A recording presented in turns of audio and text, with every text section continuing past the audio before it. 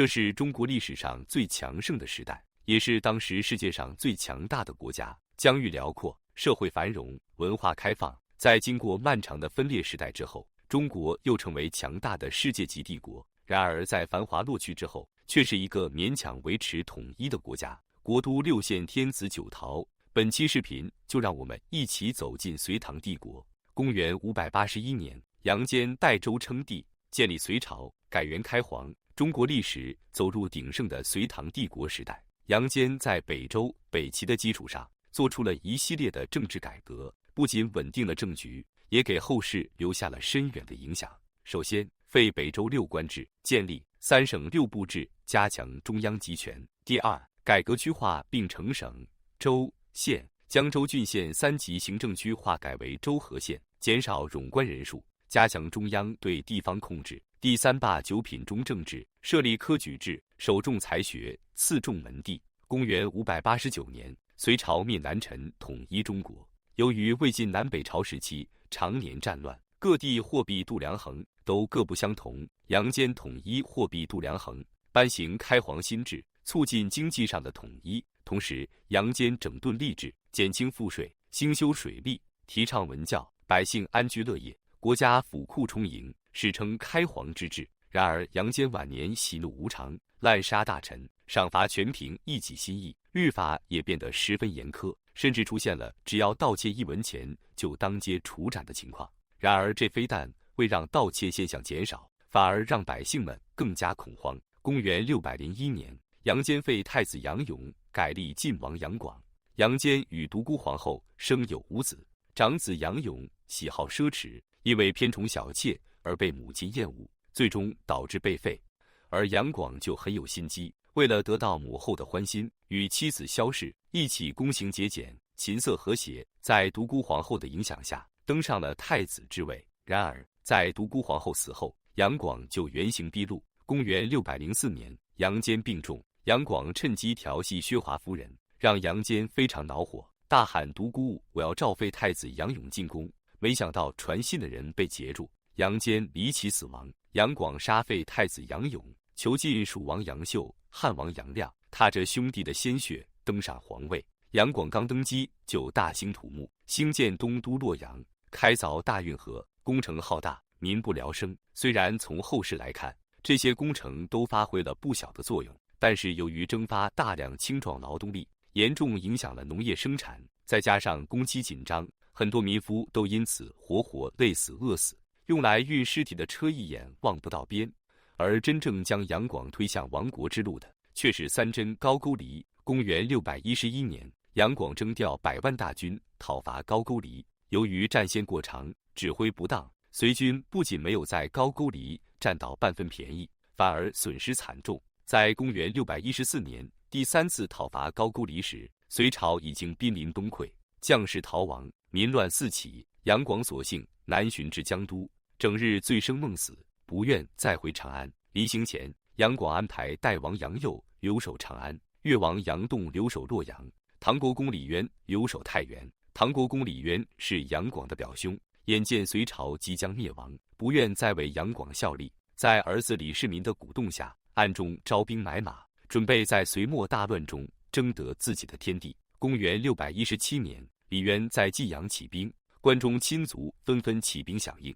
李渊大军打着尊奉代王杨佑的旗号，一路向长安进发，沿途开仓放粮，赈济百姓，对前来投靠的地主豪族都给予加官进爵，迅速收拢人心，顺利攻克了长安。李渊立代王杨佑为皇帝，赐封唐王。不久，江都兵变，杨广被杀，李渊逼迫杨佑禅让登基称帝，定国号为唐，改元武德。此时的中原大地又一次陷入4分5裂之中，各路军阀义军割据一方，唐朝领土仅有关中、河东等地。自公元618年开始，唐军以关中为中心，扫灭群雄，先后平定了薛仁杲、李轨、刘武周、窦建德、王世充、萧喜、刘黑闼等割据武装势力，统一中国。在唐初统一战争中，出力最多的就是李渊的次子秦王李世民，但是按照传统宗法制度，李渊立了长子李建成为太子。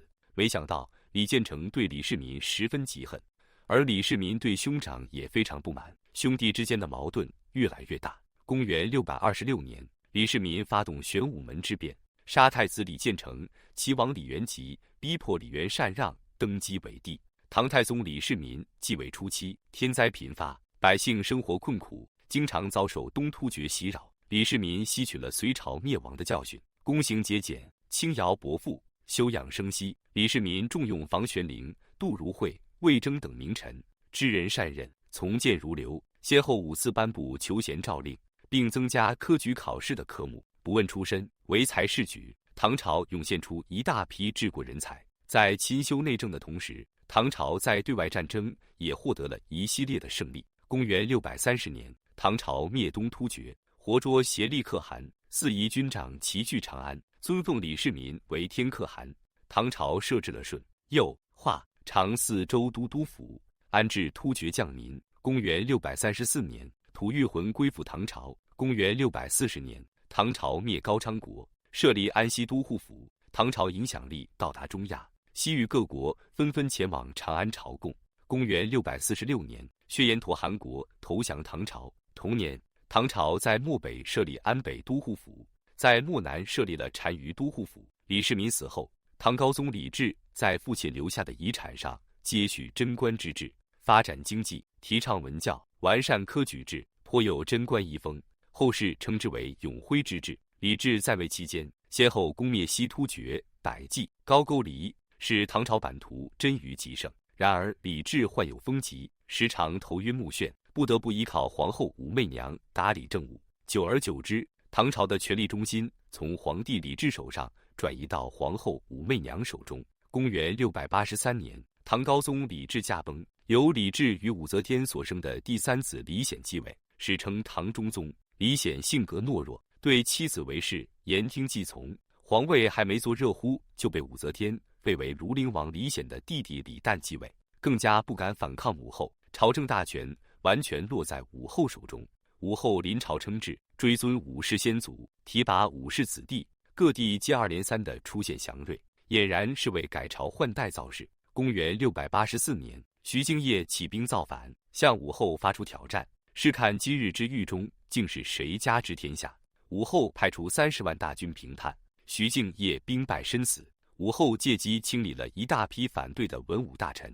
不久，越王李真谋反，武后又借机清洗了李唐宗室贵族，为自己登基扫清了最后障碍。公元690年，时年67岁的武后正式登基称帝，改国号为周，成为中国历史上独一无二的女皇帝。因其谥号是则天，所以被后世称之为武则天。为了坐稳皇位，拉拢人心，武则天打压关陇贵族，提拔庶族寒门，并且广开制举，提拔寒门士子。同时，武则天也重用酷吏，鼓励告密，清洗潜在的反对势力。在局势稳定后，又将这些酷吏悉数处死。然而，武则天依然还面临着一个很大的难题，就是该立武家人为嗣，还是李家人为嗣。当时武周朝名义上的继承人是武则天的小儿子李旦，武承嗣、武三思等人百般鼓动武则天废掉李旦。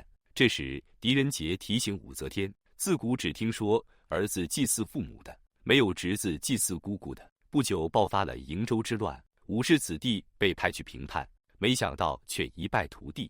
武则天见武家人不成器，索性接回了李显，将他立为太子。到了晚年，武则天沉迷奢侈享乐，偏宠张易之、张昌宗兄弟。公元705年，宰相张柬之发动神龙政变，拥立李显复位。次年，一代女皇武则天离世，李显没有吸取第一次当皇帝时的教训，对韦后百依百顺，言听计从，听从女儿安乐公主之言，排挤弟弟李旦和妹妹太平公主。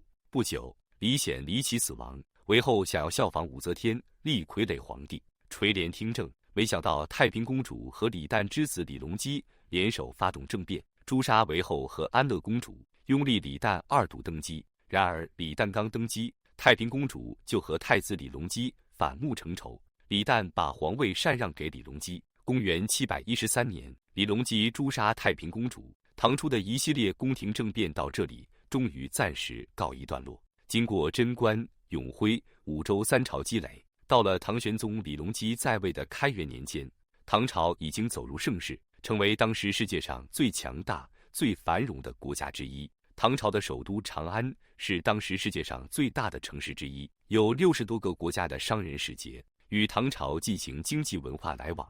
一夕开元全盛日，小邑犹藏万家事，稻米流之粟米白，公司仓廪丰实。然而，在盛唐繁荣的背后，却掩藏着一系列的危机。自北朝以来实行的府兵制和均田制，经过数百年发展，已经趋于崩溃。府兵废，募兵兴编，将拥兵自重，而李隆基却沉迷于享乐之中，懈怠了政事。平卢节度使安禄山靠着讨好李隆基和杨贵妃，平步青云，兼任了范阳河东节度使。公元755年，安史之乱爆发，安禄山起兵造反。由于唐朝承平日久，沿途州县见叛兵袭来，毫无抵抗之力。不过数月，洛阳、长安就双双失陷。李隆基仓皇出逃，曾经强盛的大唐就这样化为了泡影。安史之乱历时7年，对社会经济造成了极大的破坏。唐朝由盛转衰，和硕藩镇割据华北，宦官势力日益膨胀，吐蕃、回鹘崛起，对唐朝边境造成了极大的威胁。但是唐朝中央政权依然还能勉强维持着统治，在风雨飘摇中继续了100多年国祚。那么唐朝为何能有这样的生命力呢？除了唐天子威信尚存，各方势力都需要在名义上尊奉天子之外，更根本的原因就是除了北方藩镇割据之外，唐朝中央政权依然能从江南富庶地区征收赋税，保证了维持统治的经济基础。到了黄巢之乱席卷全国，才给大唐敲响丧钟。公元878年，黄巢起义爆发，给大唐敲响了灭亡的丧钟。黄巢军流动作战，足迹遍及南北，沉重打击了唐朝的统治基础。最终于公元881年攻入长安。